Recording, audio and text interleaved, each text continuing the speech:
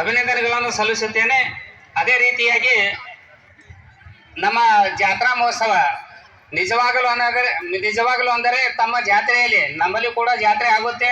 ಆದರೂ ಕೂಡ ತಮ್ಮ ಜಾತ್ರೆ ಮಾತ್ರ ವಿಜೃಂಭಣೆಯಿಂದ ಆಗುತ್ತೆ. ತಮ್ಮ ಜಂಗಿ ಕುಸ್ತಿಗಳು ಇರ್ಬೋದು, ಮತ್ತೆ ಕಲಾವಿದರ ತಂಡ ಇರ್ಬೋದು, ತಾವೆಲ್ಲ ಒಂದು ಶಿಸ್ತಿನ ಸಿಪಾಯಿಯಾಗಿ ಕೆಲಸ ಮಾಡಿ ಈ ಜಾತ್ರೆಗೆ ಶೋಭೆ ತರ್ತೀರಿ. ಆದ ಕಾರಣ ತಮ್ಗೆಲ್ಲರಿಗೂ ವಂದಿಸಿ ನನ್ನ 2 ಮಾತಿಗೆ ವಿರಾಮ ಹಾಕುತ್ತೇನೆ. ಜೈ ಹಿಂದ್, ಜೈ ಕರ್ನಾಟಕ. ನಾಟಕದ ಯಶಸ್ವಿಗಾಗಿ ಹೇಗ ನಾಟಕ ಮಾಡಬೇಕು ಮಾಡಿಸ್ಬೇಕು ಅಂತ ಹೇಳಿ ಸುದೀರ್ಘವಾಗಿ ತಿಳಿಸಿರುವಂಥ ಗಣಮನ್ನರಿಗೆ ತುಂಬ ಹೃದಯ ಧನ್ಯವಾದಗಳು. ಹಾಗೆಯೇ ಈ ನಾಟಕದ ಬಗ್ಗೆ ಕೇವಲ 2 ಮಾತುಗಳಲ್ಲಿ ತಮ್ಮ ಅನಿಸಿಕೆಗಳನ್ನು ಹಂಚಿಕೋಬೇಕಾಗಿ ಮಲ್ಲಿಕಾರ್ಜುನ ಅವರಿಗೆ ಕೇಳಿಕೊಳ್ಳುತ್ತೇವೆ. ಶ್ರೀ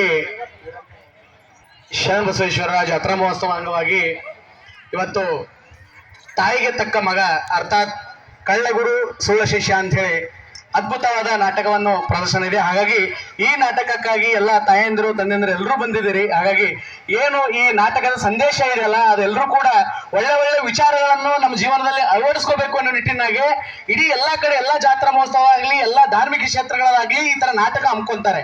ಹಾಗಾಗಿ ನಾವೆಲ್ಲರೂ ಕೂಡ ಇಲ್ಲಿರುವಂತ ಒಳ್ಳೆ ವಿಚಾರಗಳನ್ನು ನೋಡಿ ನಾವು ಕೂಡ ನಮ್ಮ ಜೀವನದಲ್ಲಿ ಅಳವಡಿಸ್ಕೋಬೇಕು ಅನ್ನೋ ವಿಚಾರ ಹೇಳ್ತಾ 2 ಮಾತು ಮುಗಿಸ್ತಾ ಇದ್ದೀನಿ. ನಮಸ್ಕಾರ. ಜೈ ಹಿಂದ್, ಜೈ ಕರ್ನಾಟಕ. ಇನ್ನೋರು ಅತಿಥಿ ಆಗಮಿಸಿರುವಂಥ ಪೀರಪ್ಪ ಮೋಟಿಗೆ ಅವರಿಗೆ ನಮ್ಮ ನಾಟಕದ ಮಾಲೀಕರಾದ ಬಸವರಾಜ ಹಲಿಮಲ್ ಅವರು ಸನ್ಮಾನಿಸಬೇಕಾಗಿ ಕೇಳ್ಕೊಳ್ತೇವೆ. ದಯವಿಟ್ಟು ತುಂಬಾ ಜನ ಬಂದಿದ್ದೀರಿ. ಇನ್ನೇನು ಕೆಲವೇ ಕ್ಷಣಗಳಲ್ಲಿ ನಾಟಕ ಪ್ರಾರಂಭವಾಗುತ್ತದೆ. ದಯವಿಟ್ಟು ಯಾವುದೇ ಗದ್ದಲ ಮಾಡದೆ ಶಾಂತ ರೀತಿಯಿಂದ ಈ ನಾಟಕವನ್ನು ನೋಡಿ ಯಶಸ್ವಿಗೊಳಿಸಬೇಕಾಗಿ ತಮ್ಮಲ್ಲಿ ವಿನಯಪೂರ್ವಕವಾಗಿ ಕೇಳ್ಕೊಳ್ತೇವೆ. ಬಂದಿರುವಂತಹ ಗಣಮಾನ್ಯರು ವೇದಿಕೆ ಹಂಚಿಕೊಂಡಿದ್ದಕ್ಕಾಗಿ ತಮಗೂ ಕೂಡ ಧನ್ಯವಾದ ಹೇಳಿ ತಾವು ನಾಟಕ ಮೂವಕ್ಕೆ ಆಸೀನರಾಗಬೇಕಾಗಿ ತಮ್ಮಲ್ಲಿ ಕೇಳ್ಕೊಳ್ತೇವೆ.